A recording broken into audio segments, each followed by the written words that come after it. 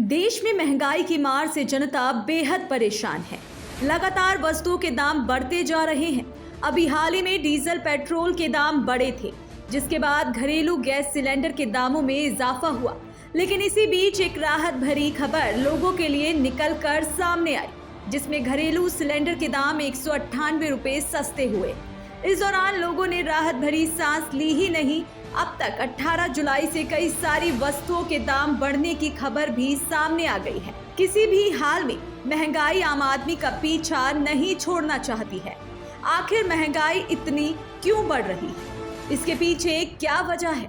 सरकारी चुनाव के समय सिर्फ जनता से वादा करती है, लेकिन जैसे ही सत्ता मिलती है अपने वादे से मुकर जाती है। आज दिन प्रतिदिन महंगाई की मार से लोग डिप्रेशन का शिकार होते जा रहे हैं।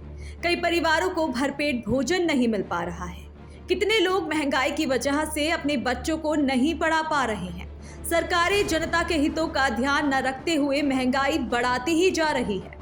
जून के 28 और 29 तारीख को चंडीगढ़ में हुई जीएसटी काउंसिल की 47वीं बैठक में कई सामानों के दाम बढ़ाने और उन पर जीएसटी लगाने का फैसला किया गया, जिसमें आटा और डेयरी से जुड़े पैक्ड सामान शामिल हैं। आपको बता दें कि बैठक में सबसे अहम फैसला ये लिया गया कि प्री पैक्ड और प्री लेबल यानी पहले से पैक और नाम लिखा हुआ सामानों को उन सामानों की सूची से बाहर किया जाए जिन पर अभी जीएसटी नहीं लगती है, यानी इन सामानों को जीएसटी के दायरे में ले जाने का फैसला हुआ है। इन सामानों में आटा, दही, लस्सी और छाछ जैसी वस्तुओं को भी शामिल किया गया है। इन सामानों पर 5% या 12% की दर से जीएसटी लगाए जाने की संभावना है। जीएसटी दर को लेकर औपचारिक ऐलान जल्द होने की संभावना है। जीएसटी की दर 5% हो या 12%, इन वस्तुओं के दाम बढ़ना तय है। वस्तुओं के दाम बढ़ने के साथ साथ अस्पतालों में 5,000 से ज्यादा कीमत वाले कमरों पर 5% जीएसटी लगाने का भी फैसला किया गया है। वहीं होटलों में 1,000 से ज्यादा वाले कमरे पर भी 5% टैक्स लगाया गया है। बैंक चेक पर जीएसटी 0% से बढ़ाकर 18% कर दी गई है। बागडोगरा हवाई अड्डा और उत्तर पूर्वी राज्यों के अन्य हवाई अड्डों से आने वाले और वहां जाने वालों के लिए हवाई यात्रा थोड़ी और महंगी हो जाएगी, क्योंकि इन यात्राओं पर पहले जीएसटी नहीं लगती थी।